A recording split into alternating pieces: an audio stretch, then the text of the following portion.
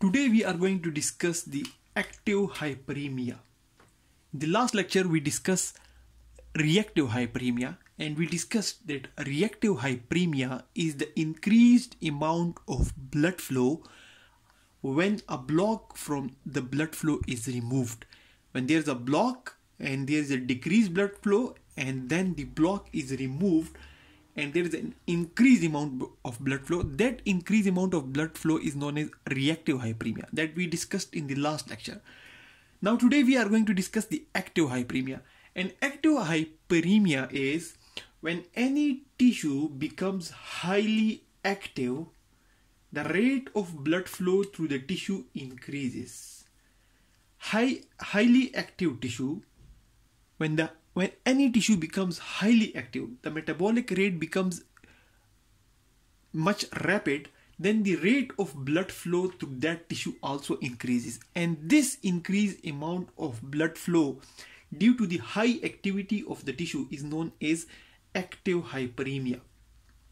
And this active hyperemia is basically an example of acute control of blood flow.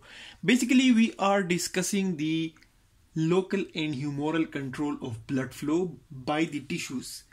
Like we have discussed again and again, that different tissues have different amounts of blood flowing to them, and that amount of blood that flows to each and every organ, every tissue, changes with the needs of that tissue.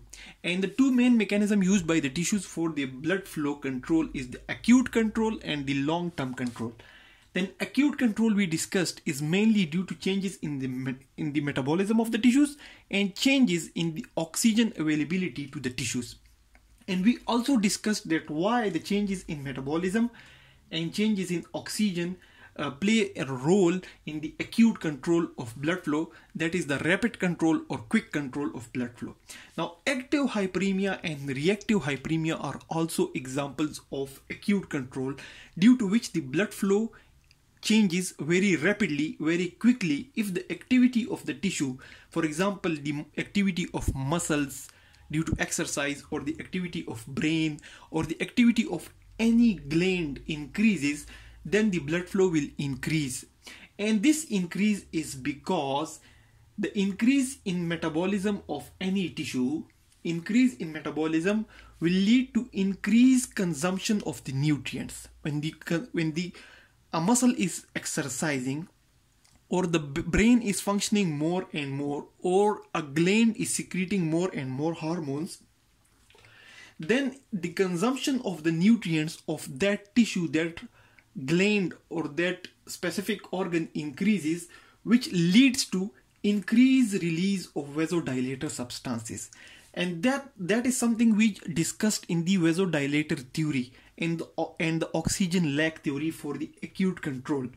So when due to high consumption of the nutrients, then the metabolism of the tissue increases, there is a release of vasodilator substances.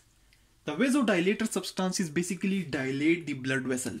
If a blood vessel is supplying a tissue, the caliber of the blood vessel will increase and more blood flow will come.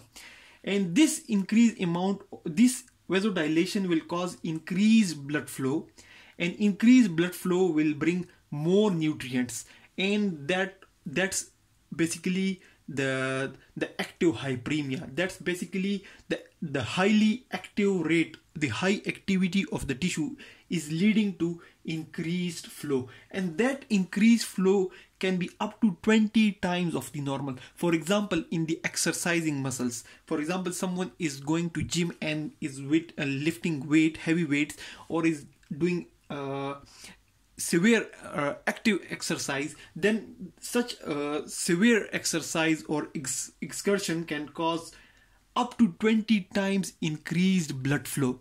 So active hyperemia is nothing but it is the increased blood flow due to the increased rate of metabolism or the high activity of the tissue, and it's because due to high metabolism the consumption of the nutrients is more, which leads to more release of more vasodilator substances.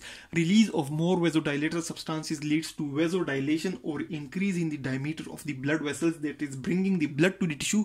And when the diameter of the blood vessels increase due to vasodilation, the blood flow through these vessels increases, and when the blood flow increases, the more nutrient supply comes to the tissue, and the tissue is able to compensate for the high activity. So that's all about the active hyperemia, which is an example of acute control of blood flow by the tissues themselves.